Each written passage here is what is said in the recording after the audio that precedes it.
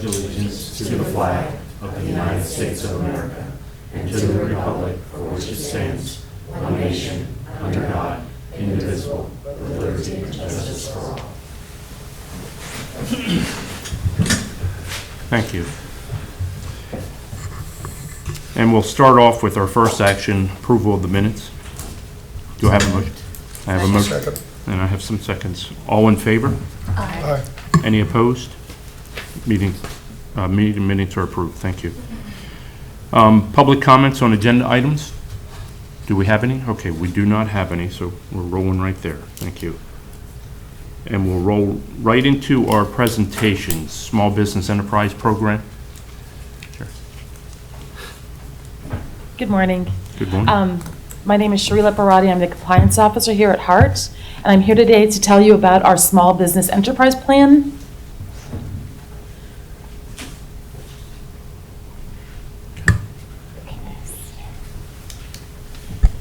So our Small Business Enterprise Plan, why do we have an SBE program? We already actually have an SBE program here at HART. HART already has a relationship with small business enterprises. In 2011, HART implemented its SBE element into the Disadvantaged Business Entity Program as part of its race-neutral goal in accordance with 49 Code of Federal Regulations, CFR Part 26. HART purchases thousands of products and services every year from SBEs on an annual basis. Our SBE program will benefit our community by expanding contractual opportunities for SBEs on federally funded as well as non-federally funded purchases, increase quality and price competitiveness of HART purchases by increasing the vendor selection, and streamline HART's accounts payable processes by requiring SBEs to register as vendors with HART. Our internal process, HART Small Business Liaison Officer will be named and will champion the cause and ensure its success. HART SBE Advisory Committee will review contractual opportunities and authorize the SBE set-aside opportunities that meet the established criteria. The SBE set-aside opportunities will be highlighted on the HART website. And HART is a non-certifying agency. Therefore, we will include a link to each of the 6 local HART-approved SBE certifying agencies. That'll streamline our process. The SBEs with North American Industry Classification System codes that indicate they can do the work outlined in the solicitation will be notified of the opportunities via email. And then our internal process, the HART SBELO will develop, maintain, and promote the list of registered and certified SBEs internally to promote the usage. Since certification and registration is mandatory, tracking will be simplified. This will ease the accounts payable process and allow us to track for compliance. The SBE process, SBEs they'll be required to upload the certification with their application into HART Procurement Portal. The SBEs will be invited to attend the annual HART Vendor Open House and other opportunities. SBEs will be provided access to the SBLO when assistance is needed. SBEs will be encouraged to attend solicitation conferences and will be able to request that the SBLO or designated representative be in attendance for additional support. And the SBEs will be able to review and update their information with approval on the HART list of registered and certified SBEs. The SBE process, SBEs will be encouraged to attend solicitation conferences where the prime contractor may be able to offer subcontract work. SBEs will have the opportunity to have their businesses highlighted on the HART SBE webpage. The SBE program and other agencies, compared to other agencies. The City of Tampa enacted its SBE program in 2008. The city has a compelling interest in implementing small business participation in its contracting and procurement activities. Hillsborough County's SBE program provides opportunities for businesses registered in the county to participate in the procurement program, which includes construction, contractual services, professional consulting services, and commodities. Port Tampa Bay's SBE is open to qualified businesses within PTB's 7 county areas: Hillsborough, Hernando, Pinellas, Pasco, Polk, Manatee, and Sarasota. SBE programs in other agencies. Pinellas County's SBE program is a sheltered market created for qualified vendors that allows small businesses to place bids for county purchases from $5,000 to $25,000. The program is non-specific to gender or race and benefits all small businesses, principally located in geographical Pinellas County with sales and staffing below the established thresholds. The City of St. Petersburg is committed to assisting SBE's growth in the economy and will provide opportunities for them. And that concludes the presentation. Any questions? Any questions? Thank you so much for the overview, Cherie. Just a quick question on the subcontractors.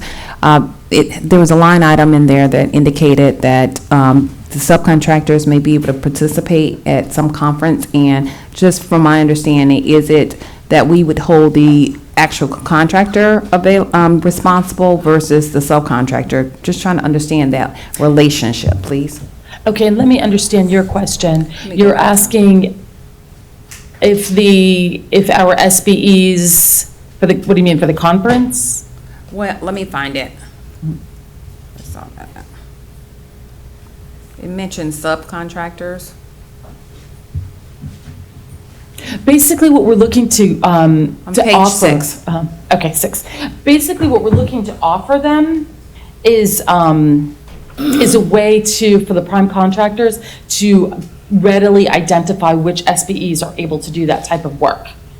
If if the prime receives a large contract and they need some small businesses, we want to have those ready to go. So we're looking at highlighting the available work, the available SBEs that are listed with us that can do that type of work, having them come to the conferences and sort of introducing them. Very good. Thank you. Clarification. Yes, Commissioner. I just want to understand a little bit more too. Sure. So there's a vendor open house. HART has a vendor open house from. Yes, we had our first one last September.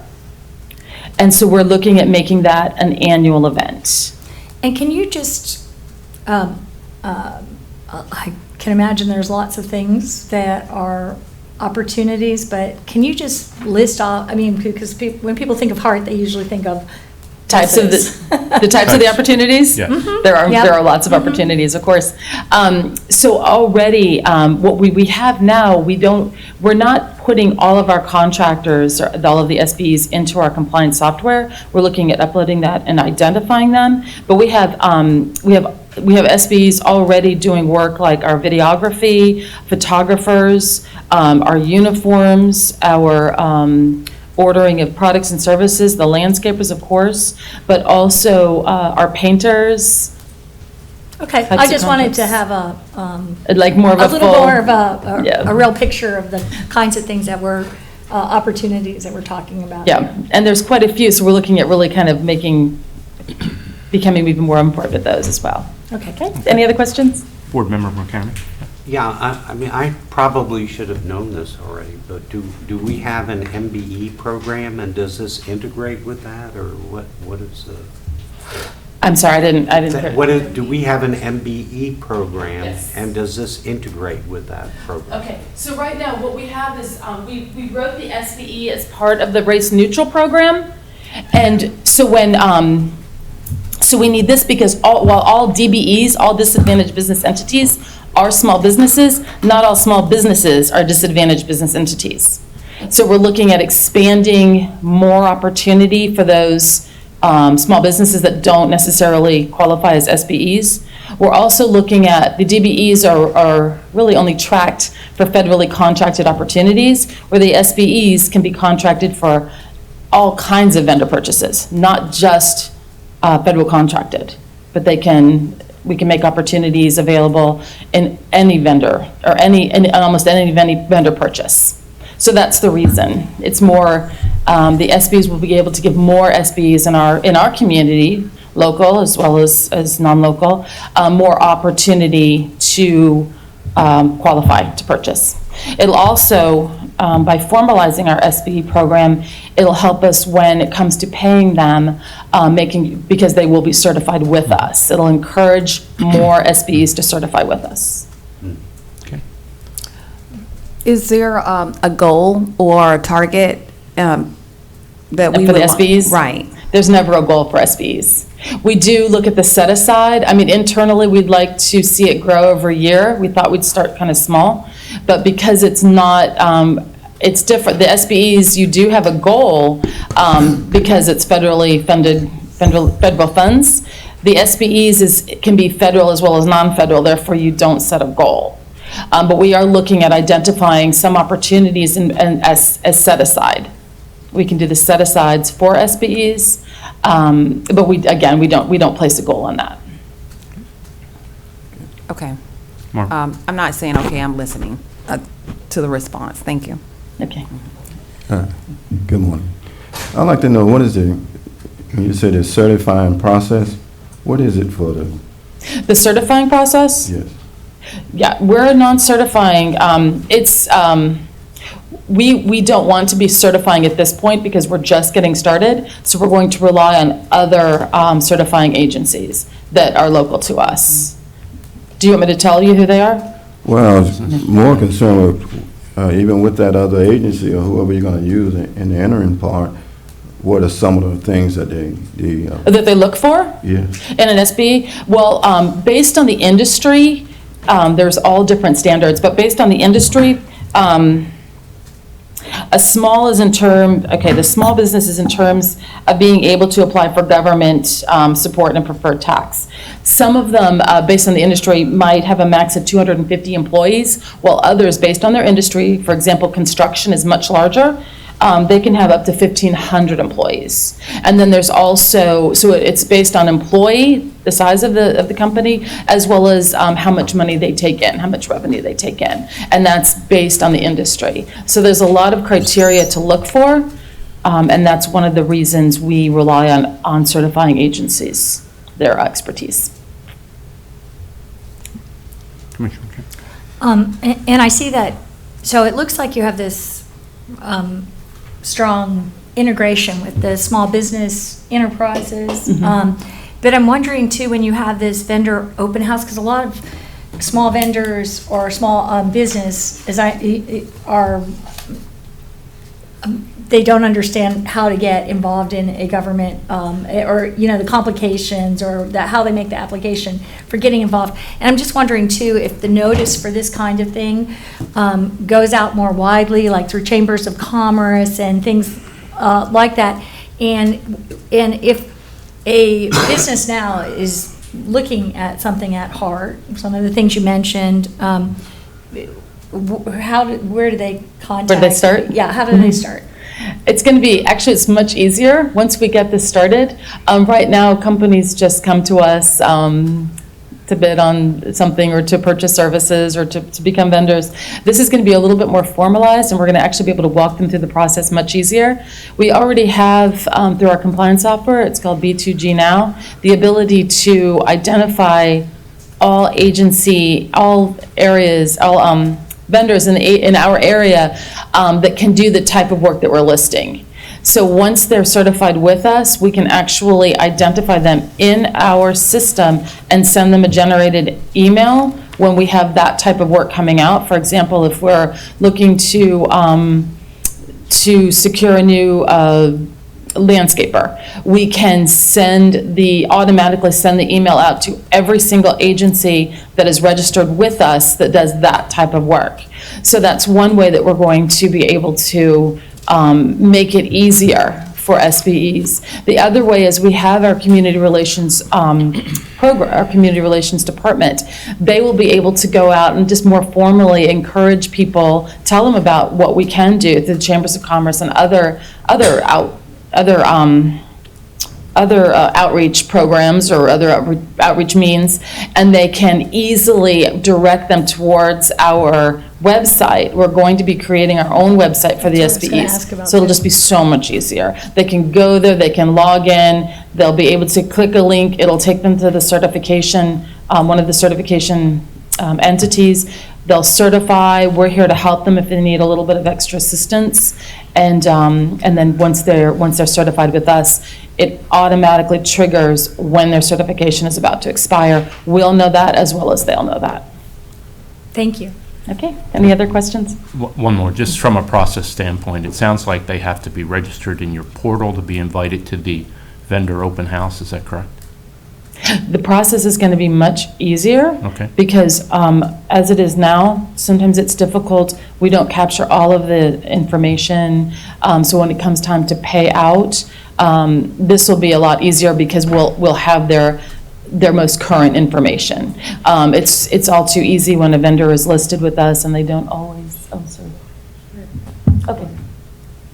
Mike? I'll say go ahead. Oh, okay, so it'll just be much easier once they're actually registered with us. Okay. Yeah, Kenyatta Lee, Chief Administrative Officer. So this process is going to be more interactive. In the past, as Cherie mentioned, we did not necessarily have a formalized plan, but we'll be interacting with the vendors on a continual basis throughout the year. So it's not just going to be a one-time open house. So guiding them through the process and also working with them to give them opportunities to understand what HART is working on and our business as a whole. So it's not just going to be a one and done. And we're also going to be establishing a goal, but because it's the first year of the program, we're going to be looking at more benchmark opportunities for other agencies our size. Okay, thank you for the clarification, because the 2011, I had an assumption that this was already underway, and so this is a more formalized process, and Right. you'll be able to share more when you have an appointed person that will lead this effort and share with the community on the ways that they can Right. participate across the board. Yes, ma'am. Okay, thank And then you. also having a dedicated resource towards it to make sure that we are, like I said, proactively working the program, engaging with those vendors and making them aware of the opportunities that we have here at HART. Thank you. Thank you, Mr. Chair. This is an opportunity, and the reason that we're presenting this morning, we want to reestablish our commitment to the small business community in Hillsborough County. And we are about to start collecting 10 times more revenue than we collect annually right now in federal dollars, meaning that revenue doesn't require a DBE goal, that's non-federal dollars that will be coming through the door. So emphasizing the SBE program, right now, I mean, we're looking at $124 million a year of non-federal revenue flowing into HART.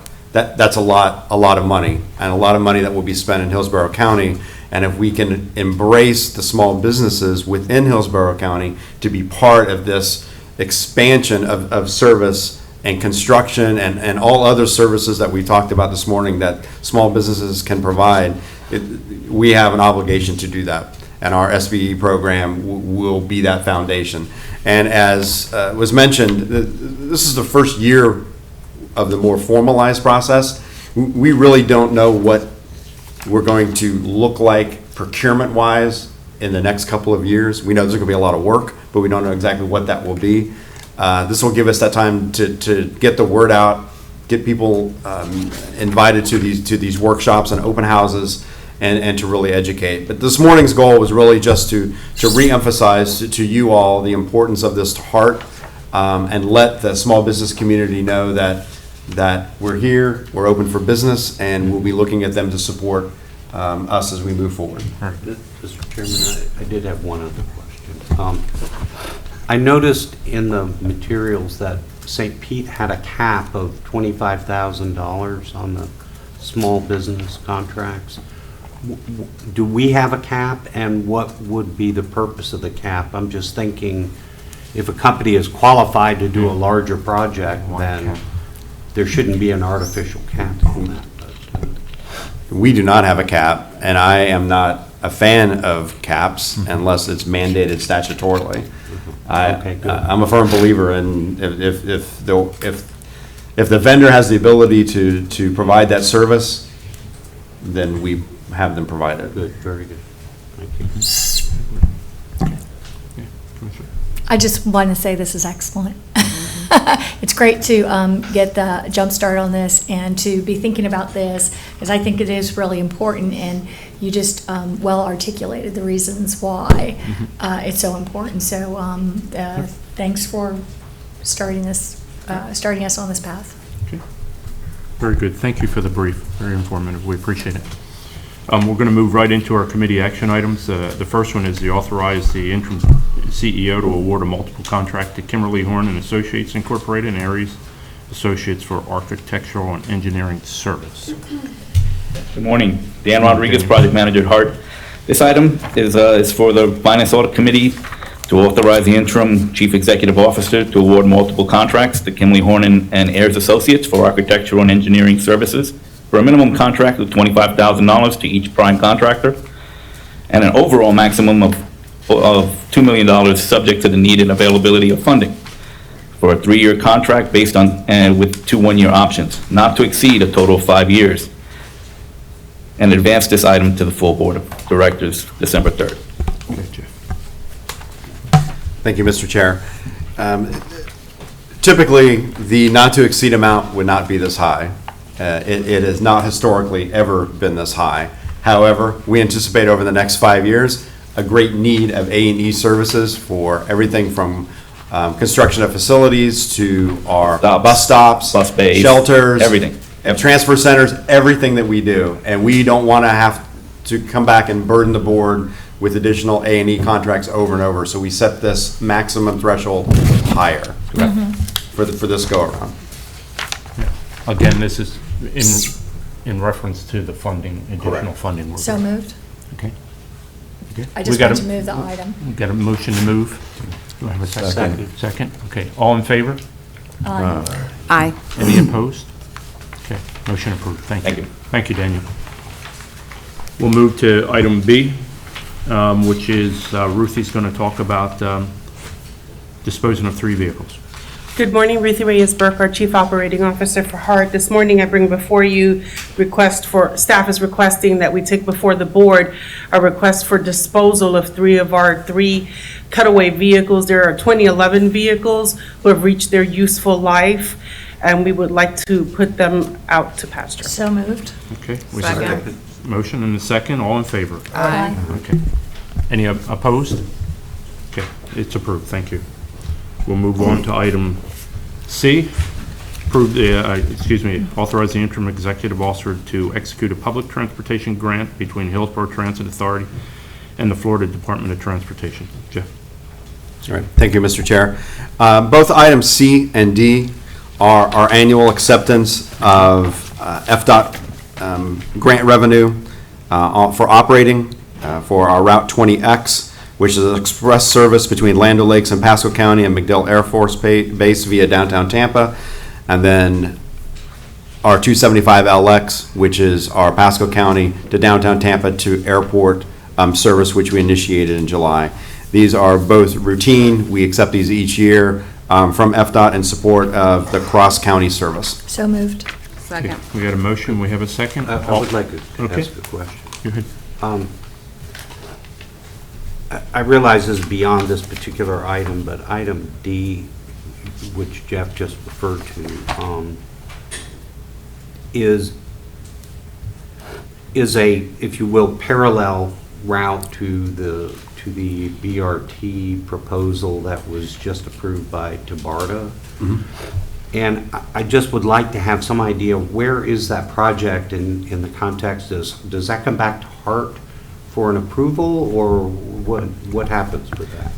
I understand that the TBARTA board, not unanimously, approved the plan on Friday, and that will not come back to HART. It will stay with TBARTA. It will become a TBARTA project. As a matter of fact, they are moving forward, I understand, with the FDOT $5 million for the PD&E to start the analysis of that project. Well, just to follow up on that question then, will we be looking at, assuming that project goes forward, will we be looking at whether or not this is duplicating the Yes. same service? And when, I guess we don't know exactly, but the timing of all that would be Years. Okay. Yeah. And that project is supposed to be funded by Hillsborough County? I mean, the portion in Hillsborough County? I will defer to our T-BARTA board member. If I could clarify. Yes, I'm And I was the one vote out of the 12 to vote against the T-BARTA moving forward. T-BARTA will be given, apparently, $5 million to do PD&E on the, they refer to it as the Regional Transit Project. I have called it the Regional Parking Garage Project. 430 million out of the 455 million is for parking garages, throughout the region. And I don't think that is any wise investment. They apparently, which I've maintained all along, that any of this inter-county types of transit should be paid for, should be financed and funded by the state exclusively, as it is in Orlando and Miami. I don't think that burden should be on us. I think our burden, our interest is in doing everything we can for the residents of Hillsborough County in the best way possible. They have no funds. I did clarify with David Gwynn, FDOT Secretary David Gwynn, on Friday at the T-BARTA meeting. My question was, despite the fact that they say that this is a 5-year project, that somehow this will happen in 5 years, I asked him explicitly, the bridge will be completed in 2024. At this time, I said, when in our, can you just give us an idea of when there would be any other completion of any other roadways? And pretty much the answer I got for anything would be after 2030. So the consultant put out there 5 years at the beginning, 2 years ago, which I thought was misleading to the public. And as I think so much of the consultant's work has been in this project, just totally, I refuse to go forward with,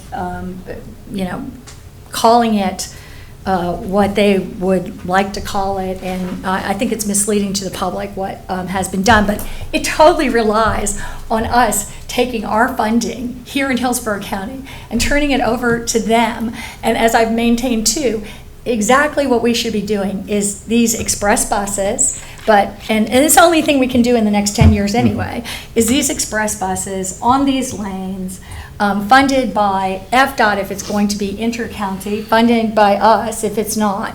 And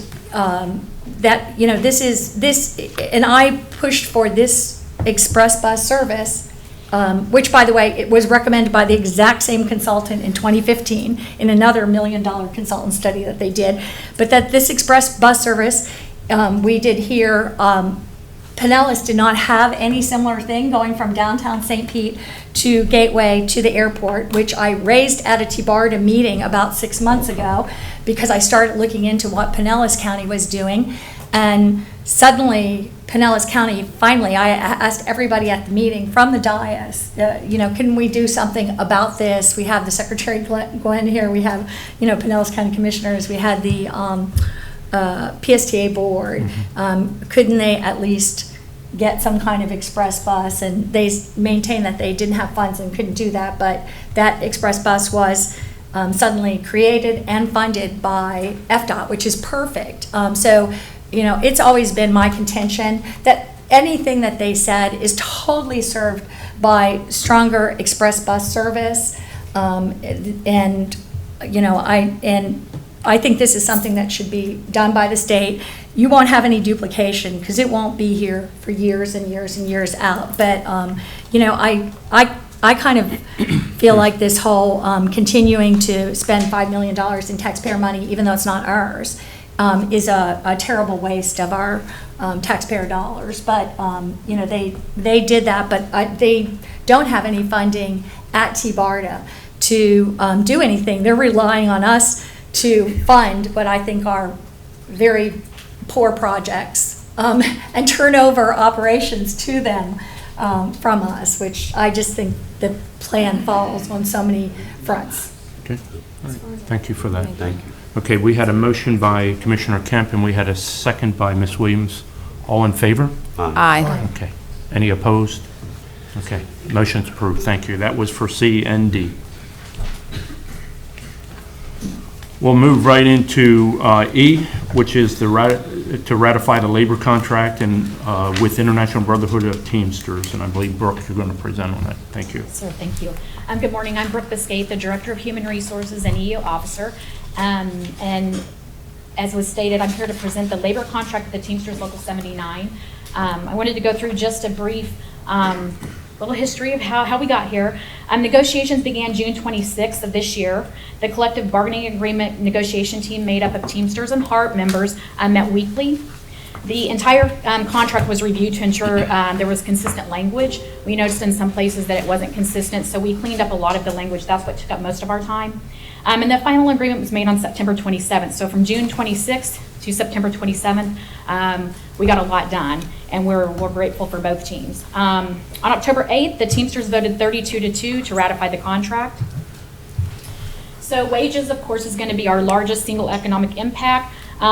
We raised the entry-level pay with a 5% yearly wage increase for the first year and 1% for the next 2 years. Part of the reason is we noticed that, and the Teamsters also noticed that our ATU top pay was $22.90. And if you'll look through this slide, the transit dispatchers' top pay was $20.99, and the maintenance supervisors was $21.81. And so they took a pay cut. If you wanted to get promoted, you took a pay cut. And even if you look at external candidates, it wasn't as appealing as it should be. So we looked at our pay scale for non-bargaining members compared to the ATU and the Teamsters and felt it was appropriate to raise that entry-level pay.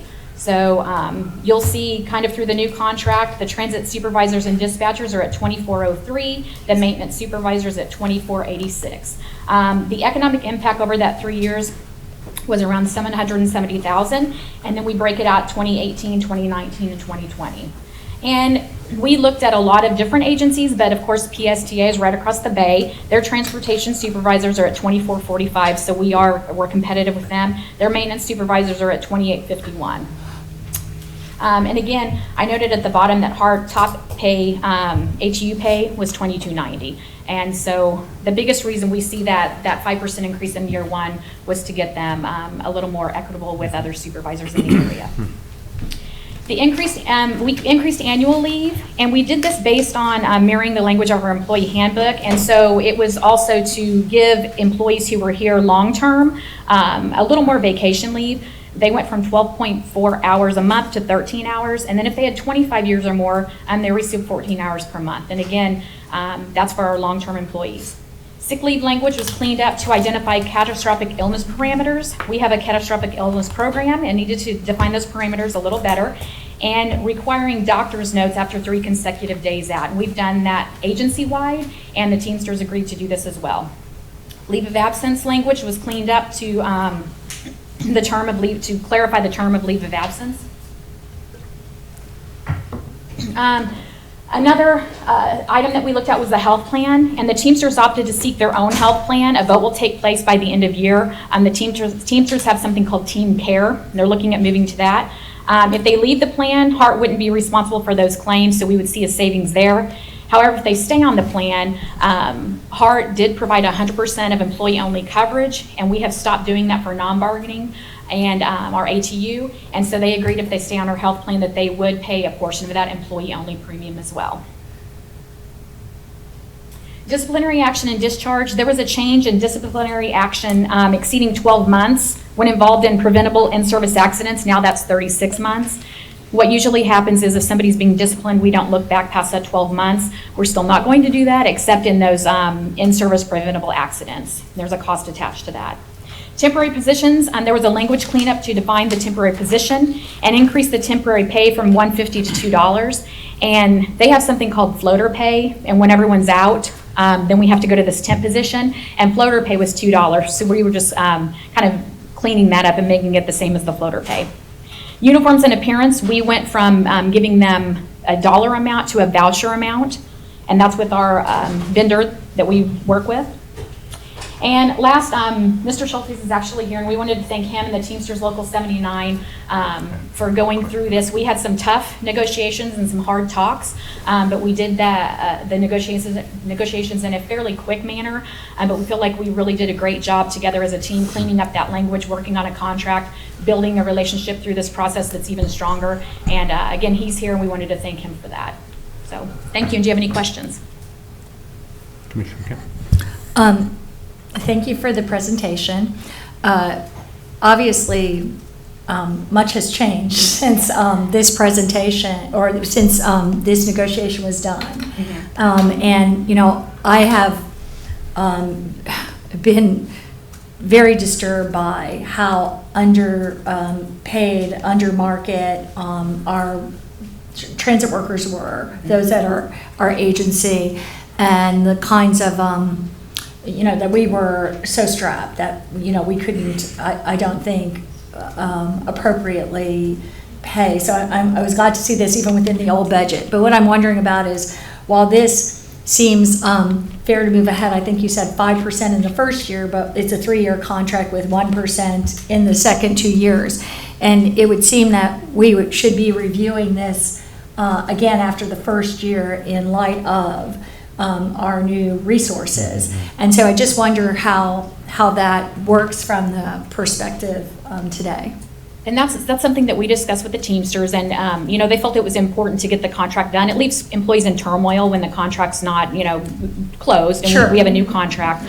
But they did talk about, and we both talked about, you would reopen and maybe just reopen wages and look at that. And so that's something that we've both talked about and would look at. So after the first year, okay. At some point, yeah. Okay. Thank you for the overview. Oh, sorry. Thank you for the overview and the quick time period that you took to resolve the contract is amazing, considering the number of employees and the work that they do. So first of all, that's a big deal, and congratulations. Secondly, I noticed that it talked about supervisors, and are supervisors part of the union contract? This is just for supervisors. We have an ATU contract, the Amalgamated Transit Union, that are our operators, maintenance, customer service, and streetcar. And this is the Teamsters Local 79, which are just our supervisors, our dispatchers, road maintenance, route maintenance, and maintenance supervisors, and then road supervisors. Is that the norm? And this is just my own understanding. That Usually, yes, Okay. it's good to have two, because these supervisors actually do discipline on the ATU. So when they're in the same union, they're writing people up for the contract that's part of them too. So usually it is good to have supervisors separated from employees if they are part of that discipline process and supervisory process. Okay, and supervisors are typically part of a union? Supervisors often are. Yeah, Okay. not always, but often. Managers usually, once you start moving up, are not, but supervisors typically are. Okay, thank you. Mr. Knight. Okay. Good morning. Good Thanks for morning. the presentation. Pretty much along the line with Director Williams, when do the other contract come up, and just want to know a little bit more about it? Sure. The ATU contract ended September 30th. We have been requesting negotiations since June. We filed with PERC to start negotiations June 4th. We just started negotiations November 6th. So the negotiations are moving forward, but we did just start those. So that will be coming, you know, sometime after the new year to the board. Even with that, even on the supervisory and the others, and that part, but have a concern with the drivers and the different ones, the maintenance, the different ones. I want to see get a little bit more information on that as well. Sure, and I'd be happy to talk anytime you would like to go over, you know, where we are, what we're doing. And we're doing the same thing with that contract, looking at it from front to back, cleaning up language, making sure we're consistent. We are concerned with wages. That's something that we're looking at.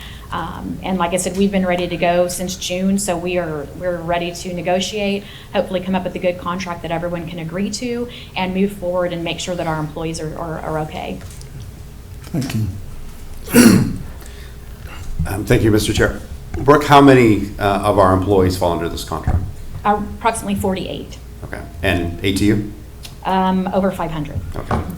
So just wanted some clarity on exactly the employee base that we're looking at here. I also wanted to thank our staff and the Teamster leadership. We got this done really quick. And the hats off to the team to being able to do this. We will, as we discussed during the FY19 budget discussions, that once either or both collective bargaining agreements were approved and ratified by the board, we will be coming back with appropriate budget amendments, and we'll be doing that. And as a matter of fact, I'll talk about the budget amendment process during my update following the action items. Okay. Thank you, Brooke. Thank you, team. Yeah, Brooke, I also want to thank you too, and I want to thank you too, John, for making this happen so quickly. And I think it's a good contract. Thank you. Is this an annual contract or? 3 years. 3 years. Thank you. I'll move approval of item E. Okay. Second. Okay, got a motion.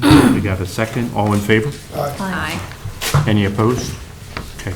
Item E is approved. Thank you. And we'll go up to item F, approval of proposed HART Title VI program update for submittal to the Federal Transit Administration. Good morning again. Good morning again. Brooke Escape, Director of Human Resources and EEO Officer. And I'm here to present the Title VI updates. So the Title VI program expires January 31st, 2019, and we have to submit this to the FTA. We did have some updates, and some of them included general requirements and service standards, monitoring of service standards, disparate impact, disproportionate burden, and major service change policies, and some other areas. The FTA requires that the Title VI program be approved by the board, and that's why we're here today. Any questions? Any questions? Do I have a motion? So moved. Okay, I got a motion. Any seconds? Second. Okay. And second by Board Member Knight. Okay. All in favor? Aye. Any opposed? Okay, motion approved. Thank you. Thank you. And we'll move on to our last one, which is item G, modification of contract with Jones Worley Design Incorporated. Vanessa? Okay. Good morning. Good morning, Mr. Chair and committee members. I'm Vanessa Brooks, the Director of Communications and Marketing. We are here this morning to ask the committee to authorize the interim chief executive officer to modify the contract with Jones Worley Design, Inc. for marketing services, strategic development, to increase the total not to exceed amount from $400,000 to $550,000 for the term of 12 months. And I'd like to walk the committee through a brief presentation. The contract initiated April 2017. Again, the term was $400,000 for 3 years with 2 one-year options. The organizational assessment was the first key deliverable from the contract. HART was asking Jones Worley to develop a communications foundation and a strategic roadmap for the organization. Interviews occurred with several board members as well as community leaders. And from that presentation, from those assessments came the development of the communication strategy entitled the Umbrella Plan. Comments and recommendations were reported to the HART Board of Directors on May of 2018. We are requesting the additional funds because we would like to implement the entire comprehensive plan. Some of the projects that Jones Worley has worked on with staff are the award-winning Hurricane Irma case study, Mission Max case study, the development of the logo design for the MVP Express, annual report, Mission Max implementation, planning and branding, fair capping video, Flamingo Fair's marketing plan, and also during the transition, during HART's transition, Conversa, which is the local arm of Jones Worley here in Tampa, assisted with staff augmentation, internal messaging strategies, ongoing marketing support, and proactive public relations. All of this was designed and done with the goal to position this agency as a leader and strategic peer partner. Marketing goals were set from the roadmap, and we would again like to fully implement those goals. And those goals are to gain influence or support within the community, to instill a sense of ownership among employees, to continue to improve HART's image, to assist and support securing additional funding, to improve the overall customer experience, and also to develop a long-term plan to increase ridership.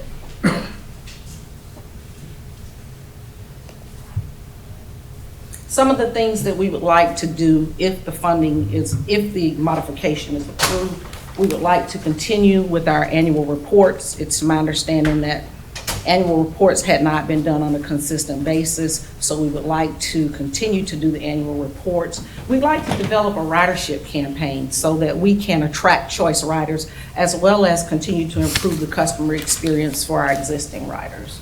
We'd like to produce 1 to 2 additional case studies.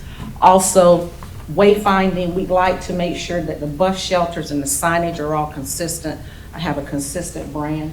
We'd also like to develop a communications plan for Flamingo Fairs. We believe that Hillsborough County has its own unique target audience, and we'd like to develop messaging for that.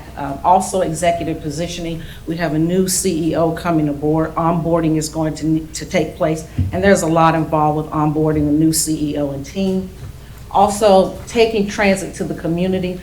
We have been out in the community, but quite frankly, we want to be out in the community even more, making sure that people understand that HART is a good business partner. We want to go into academic institutions, Hillsborough County schools, community colleges, and talk to them about the advantages of public transportation, but not only from riding public transportation, but also from career perspective as well, to let them know that transit is a great opportunity for a career.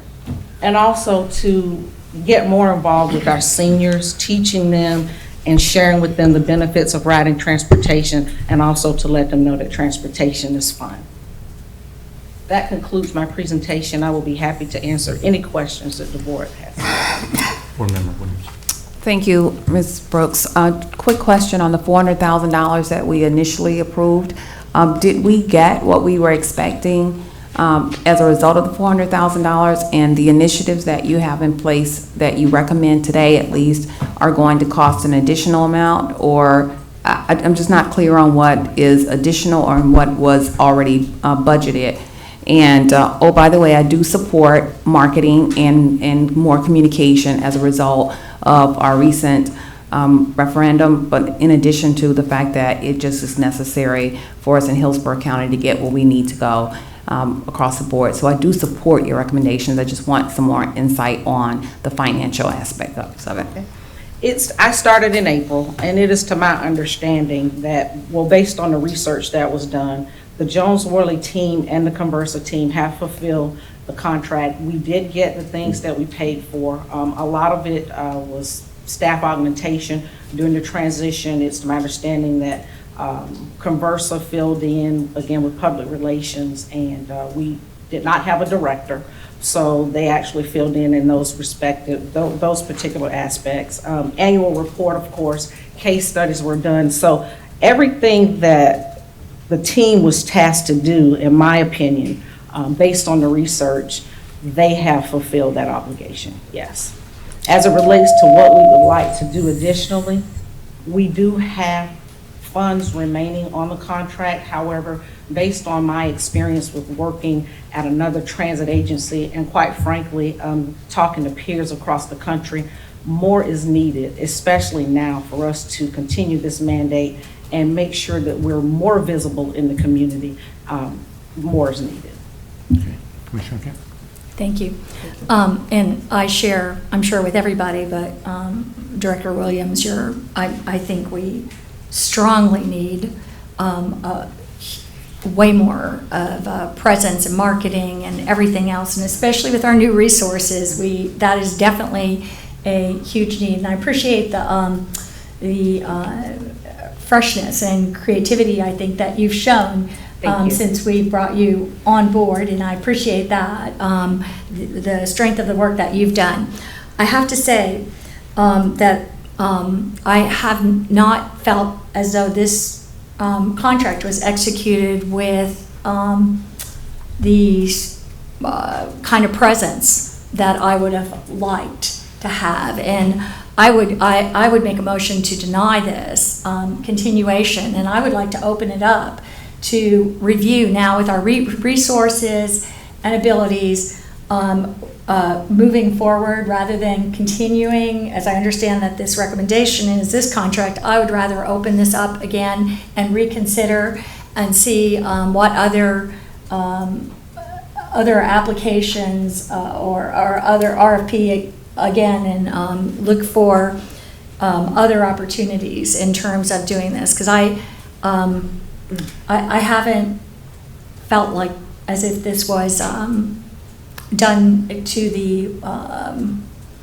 to my expectations. Second. Okay. Before we do that, let me ask you one more question. Sure. In terms of the original contract, and I'm looking at slide 5, under the implementation of the umbrella plan, was this all on the original contract, or, and I'm talking about slide 5, you lead on your list a series of things you would like to see happen. Was that under the original contract, or is that new things you would like to see happen? It is to my, well, some of the items listed here are a part of the previous contract. Some of these things are new, such as taking transit to the community.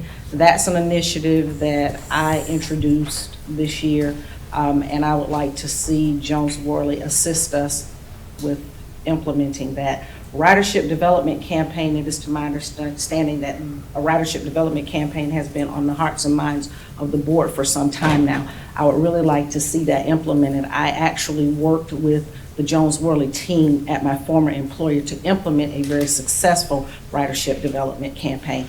But it does take work, and it quite frankly takes the resources to make sure that it's implemented appropriately.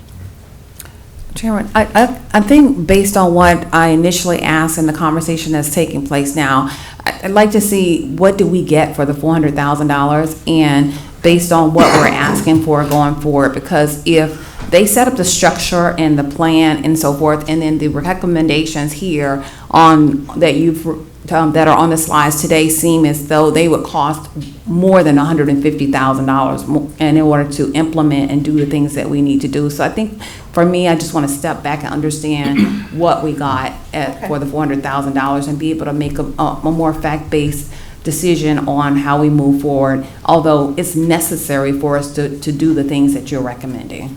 Okay. I do have a list of projects that the Jones Worley team worked on with HART staff. I can disseminate that information after, or I can share some of that information with you now. It's the committee's preference.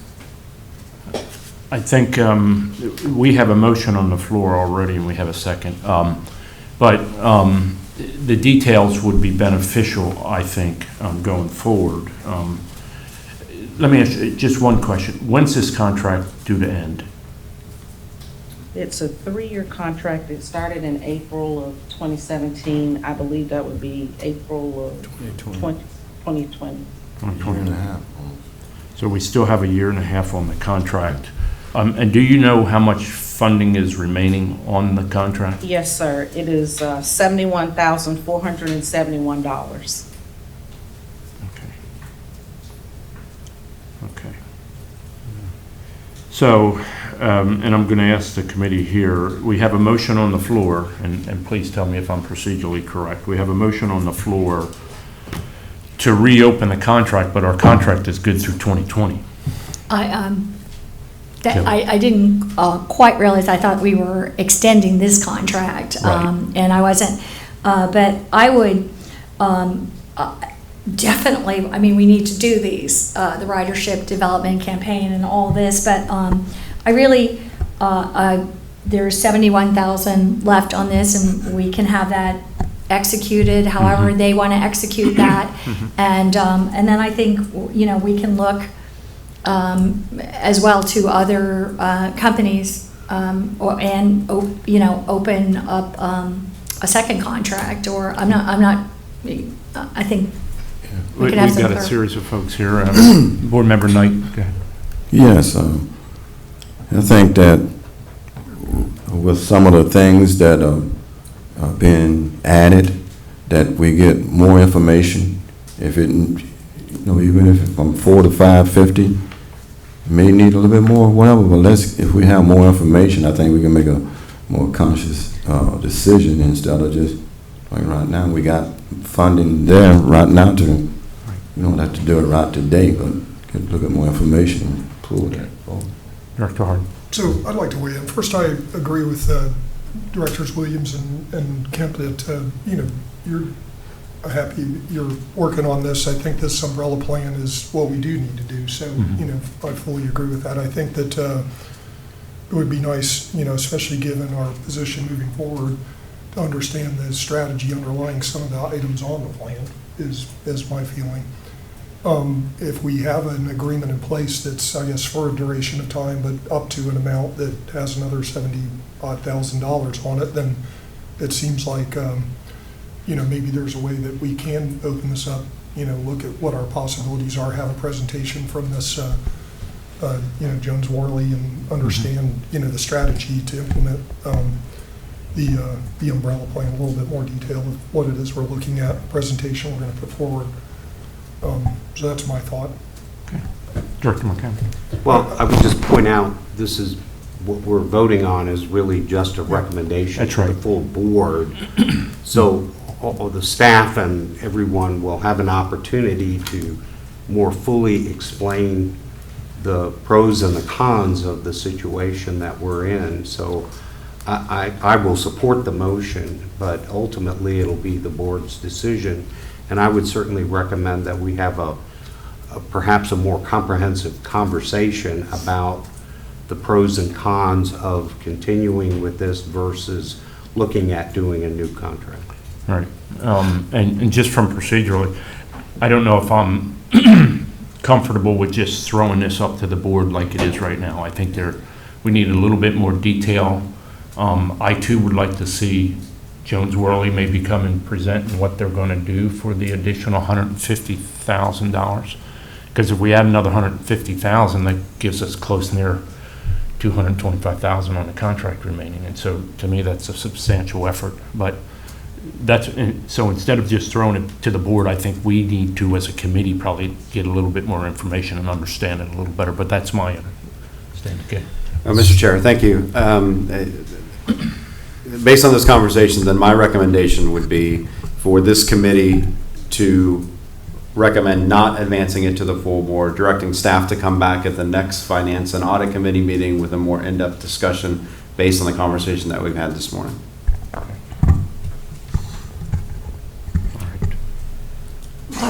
I'll withdraw my motion and make that according to the recommendations of the director. Second. Okay, I have a motion by Commissioner Kemp, a second by Director Harden and Director Williams, and so we'll go forward. All in favor? Aye. Aye. Any opposed? Okay, that's the way that motion comes out. So, and just for clarification, a little bit more detail, if we could get Jones Worley here to kind of present, and then once again, with that amount of money on the table, it should be a comprehensive presentation. So. Sure. Thank you for the opportunity. Okay. Thank you. Okay, yes, please.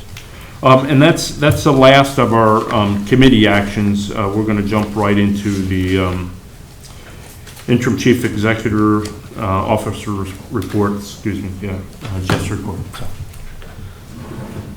Good morning. For the record, Jeff Seward, interim chief executive officer. This morning's update is going to concern itself on the sales tax revenue planning. And I'm going to do this at a high level, but I know Director McLean and I had this conversation about when will we start this conversation, and we have started it. What I wanted to do was to go over a series of action items that we have going on right now and will be continuing, coming to the full board in December with a detailed plan, at least for the next 6 months.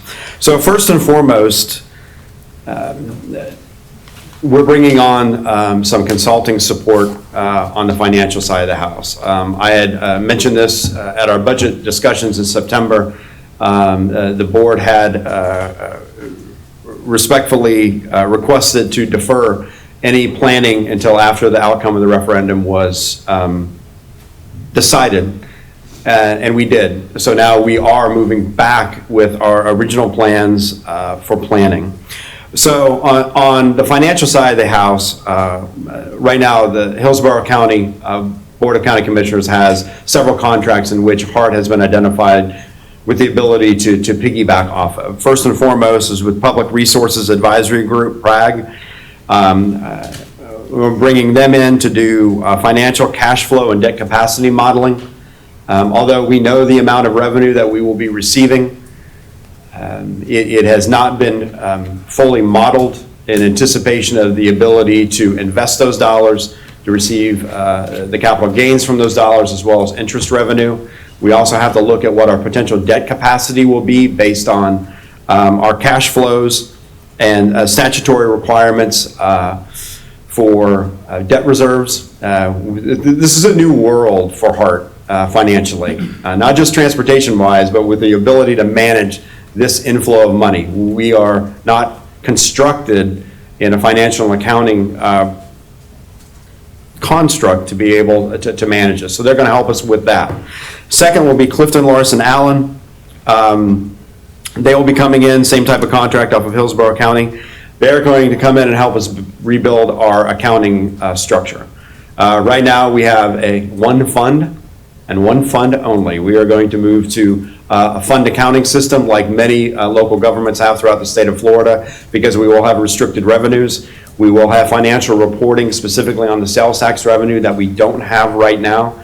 We are going to have to keep the money separated. Color of money becomes something new to us at HART. Typically we have federal and non-federal. Now we're going to have federal, non-federal, sales tax, and then interest revenue and so on. So there's a lot more planning involved. I'm working right now on proposals from both of those entities to bring them on board in the next couple of weeks to help us get going. So that's the infrastructure part as far as the internal heart of what we have to do to prepare foundationally. The third is something that I had talked about initially during the budget process too, was that if the referendum did pass, the long-range unfunded plan has to be brought back to the table for discussion. We need to go back out to the community. We need to have a real idea of what the community wants, what the stakeholders want, and re-look at what was proposed.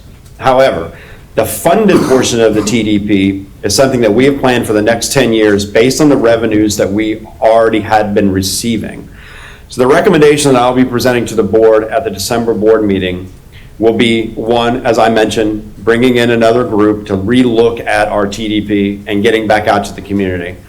But something tangible right away, and that is fast forwarding the 2020, 2021, and 2022 TDP plans in the beginning of calendar year 19, which means we could have the 3 years of TDP advanced and on the street by March, or at least by March through June. We'll be able to get that service on the street. That would entail an impact of 5 routes, increasing frequency, and adding about 902,000 miles to our service profile, beginning right away after the beginning of the year through the beginning of the summer. That's something that we would never have to have the ability to do before, and we have the ability now. A couple of buts with that. We need buses. Right. We do not have enough vehicles to be able to support even a couple of additional routes, let alone 900,000 more miles of service. So something that I will be walking on the board meeting in December will be a request to purchase 30 buses. 30 of those buses, 18 will be for additional service. The others will be for replacement of our current fleet. Now, typically it takes a year to be able to get those buses. We are working with Gillig right now to see if they can fast track at least half of those buses by May. I've told them I would provide my firstborn child for that, if so be it. I know he's not watching this at all, so we're safe. In any event, we are working very hard. If Gillig can't provide that, we will be looking at other options to get vehicles here. We do have the 6 buses that this committee and the board approved from Sarasota County. We have received 2 of those. We're anticipating the receipt of the next 6 within the next 30 to 60 days. You know, we had other plans for those buses, but now those buses would be put into service right away. So at the December board meeting, I will be presenting a detailed timeline of how to get that 900,000 miles of additional service out between January 1st and May or June of next year. And I know I'm swaying on those dates because a lot depends on when we would receive the buses. But I want to be able to have that proposal ready for the board in December.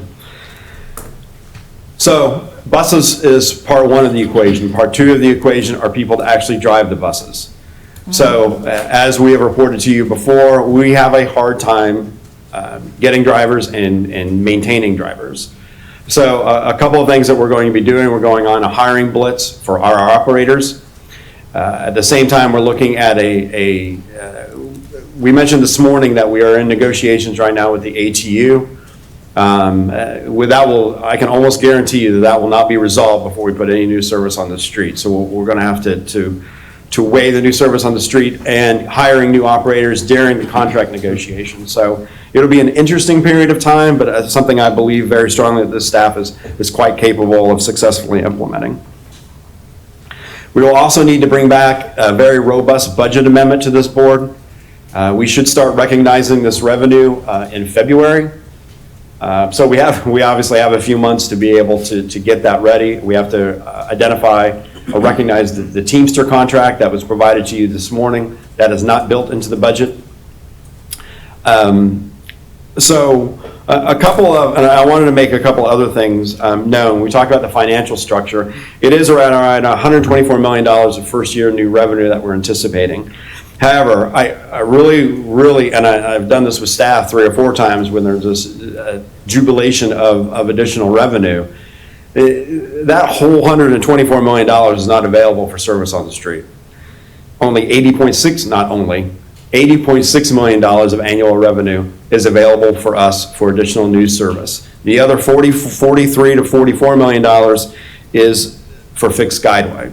So we will be banking that money, and we'll have a separate fund set up where that revenue comes in. We will be spearing that 35% off of our 45% into an additional fund until an out-year plan is developed for the use of those funds. And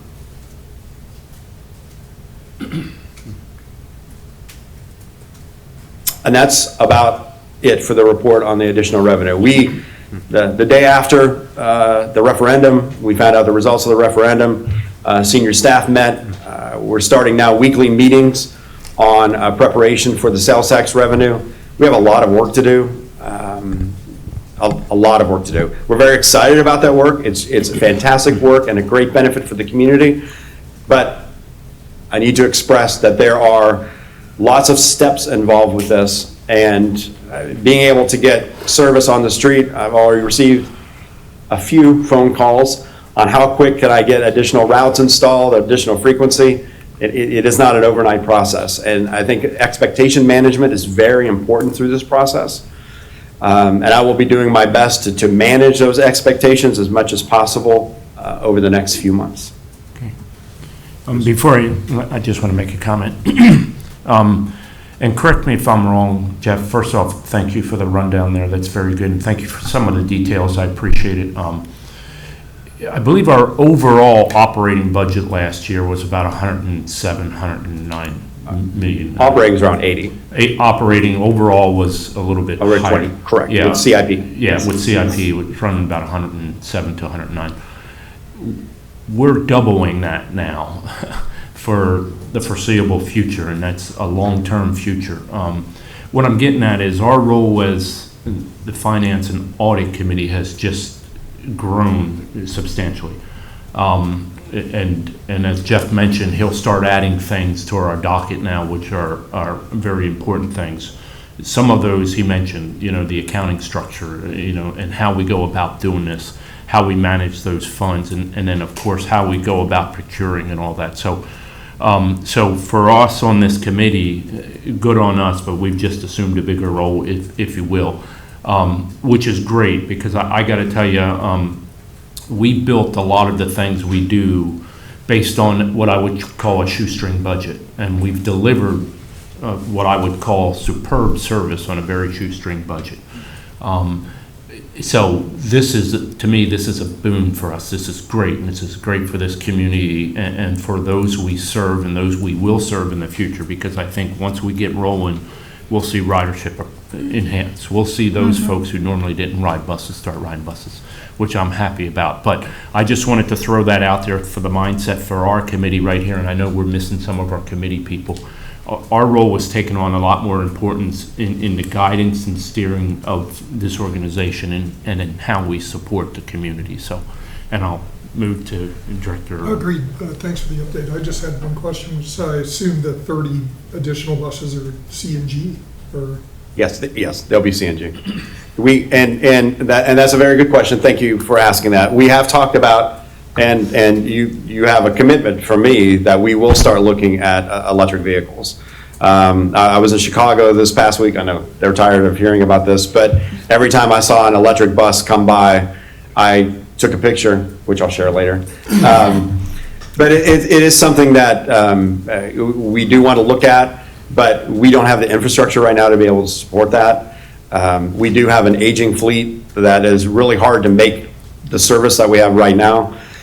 So yes, they are CNG, but we will be looking, as a matter of fact, one of our state funding asks for this year is a demonstration project for electric vehicles.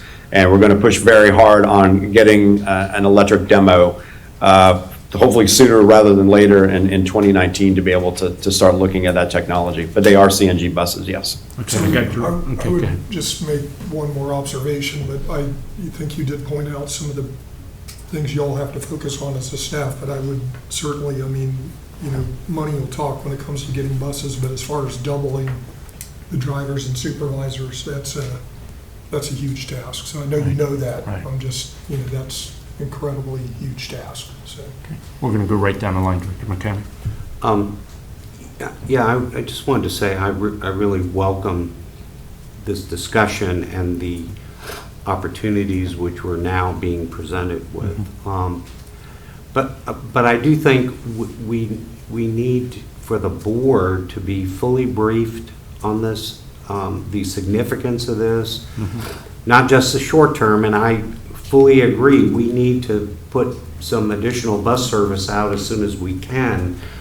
But I also think the board needs to be briefed on the parameters of use of the sales tax money and the opportunities, all kinds of opportunities that also presents.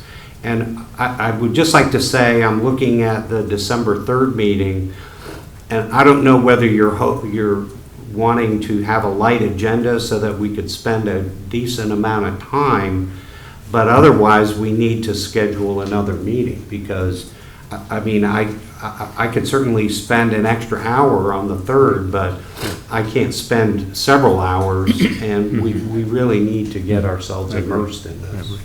And I thank you. And we have carved, or in the process of carving, the December agenda down to this item.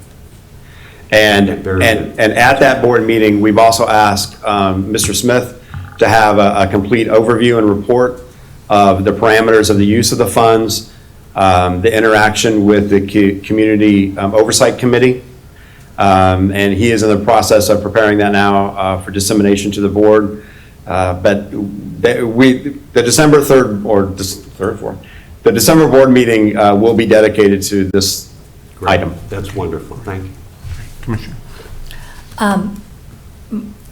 It's almost hard to talk where to begin because it is such an incredible opportunity that the voters of Hillsborough County gave us, and faith in wanting to have a really quality high-quality transit system in Hillsborough County. So I am very happy that we are going to go from being the least funded transit system in the nation by a long shot to being one of the best transit funded systems in the nation. And this is such an incredible opportunity. So first off, thank you for starting on this already. I do think the first step that we have to do, the interim first step, short term, is to increase our bus service. I realize as the person who has endlessly spoke about and I appreciate Director Harden's question about electric buses, endlessly focused on that, and I do want to see an all-electric fleet in the future. But I do understand that it takes several years to get our electric buses, 2 years. In fact, I thought it did that for the CNG too, so I was wondering how we were going to do this. But the fact that you can get some buses now on in shorter order, I think is extremely important.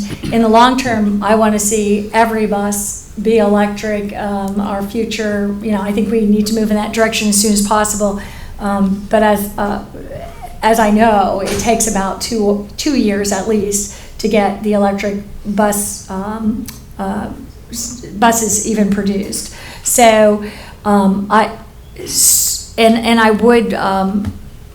wouldn't even rely on the state or anything anymore. I think we just have to move forward expeditiously. But in the interim right here, I think we do whatever we can to increase our bus service, because our bus service has been terrible. Terrible. And so we do need to focus on our frequency. We do need to start going for those top routes and do everything we can. I'm happy to hear that you can get these CNG buses. It's going to be the challenge. That's going to be the first challenge we have, the buses, the drivers, moving ahead with all this. So this is very exciting. The second, in terms of the fixed guideway and the set aside for fixed guideway, I'd just like to say that our opportunities there, because the BRT, we have some studies going forward on BRT, arterial street level BRT, which is what we really need to have. And which can serve us best, I do believe. But those studies take a while longer. We'll be out there. But we do have two immediate fixed guideway opportunities. And might surprise some people if they haven't really thought about it, did me initially. Ferry service is considered and federally defined as fixed guideway. So that is one opportunity that we have. The second opportunity is the one that I've been forever talking about too, which is the CSX tracks in this area, which are the best in the state of Florida and almost the nation for service to the areas where we have our highest transit needs. So I look forward to, because such a large portion of this is set aside for fixed guideway of some sort. And so I see those as two great opportunities. Third, I'd like to just, I have been long time talking about and you may know what I'm going to say, but a consultant that is premier, actually internationally, who was the bus redesign consultant for Seattle, for Portland, where he came from, Toronto, all over the country, really doing the premier services. And I had the county look at him, and the procurement person there told me why, with his body of work, he could be sole source. And then I also had Mr. Stewart look at his record and had unexpectedly much the same kind of comments. So I will be looking in the new year to hire Jarrett Walker at Walker and Associates to see, to help us move forward with, I think, what could be a premier plan for how we do our bus service, our fixed guideway service, and outline moving forward. So I just like to bring those things forward, because I think this is just such an exciting, incredible opportunity that we have. And this is great. This is where we need to go immediately, and then in the long run. Okay. Director Knight? A great presentation. I also like to add, again, I'm in support of like the electric bus and others, as long as we reach out and get information and, you know, electric bus or what other options out there, that we explore those avenues. Also really applaud the board for, you know, when information comes, that we look at it and then we make the right decision. That's because we got things passed. I don't mean that money just go any kind of way. As long as it in a way where you come and you got your points in order and everything, because as taxpayer, they do want everything in a appropriate way. So I'm big on that, and we want to make sure that have the resource and the finance or whatever to do those things, but in return, we want to make sure that everything, the points and stuff like that as well. And thank you, Director Knight. That is a point I wanted to make, and I know I didn't. Although we HART staff appreciates the revenue. It doesn't mean that we're going to stop being good stewards. We're going to ensure that that money is spent wisely. It's wisely invested in the community, and not just a spend-a-thon. It's important for it to be done strategically, thoughtfully. That's why we talked about the SBE program this morning. That's why in December, when I present to the board the recommendations, is sticking with the plan this board already adopted, not coming up with something brand new in the interim just because we have the money. It's already thought out. We already have the routes. We know what the community needs right now as far as those routes are concerned. So it's bringing back something consistent with what we've talked about, which I think is important for the community as well. And on the electric side, and I left this out, even though buses do take some time, we don't have that infrastructure. There has been some type of new mandate by me to purchase our staff vehicles and make sure they are electric. And we can buy off of the state contract for electric staff vehicles, staff cars. We'll have to get that infrastructure put in at 21st Avenue. There's already infrastructure here at the city parking garage for that, but that's something that we can do immediately. When we replace those cars, they can be electric. No hybrids, electric. So we are looking at doing that right away. We have the need to replace those. We've had the need for many years, many years. The contract that you approved today for the board to review for the Teamsters contract, those cars are used by many of those employees. They're in bad shape. We need to replace them, but we can move forward now with the electric vehicles, at least on that side of the house, which is better than what we have done before as far as alternate fuels. So, thank you.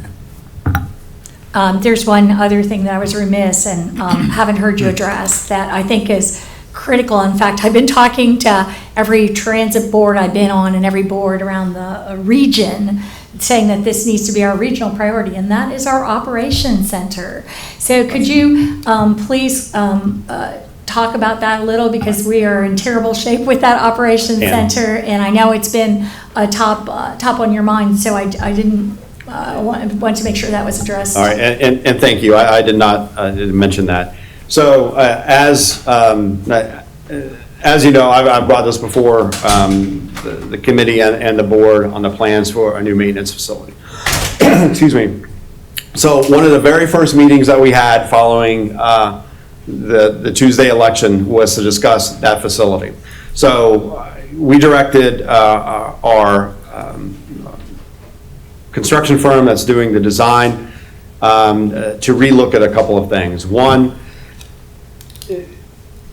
is a total utilization of the 21st Avenue property. Originally, we had looked at only redoing the HM, or only reconstructing the HM building in another location on the 21st Avenue site and maintaining all the other facilities that are there. However, with the passing of the referendum, we know that we will be doubling our fleet over the next 5-10 years, and that footprint would no longer work. However, instead of looking for another parcel of land somewhere in central Hillsborough County at the same acreage, which would be tens of millions of dollars, we have directed that firm to come back with a plan, which I was able to see on Tuesday of last week, a new footprint that takes into account the entire 21st Avenue facility And that site does accommodate an expansion of our bus fleet.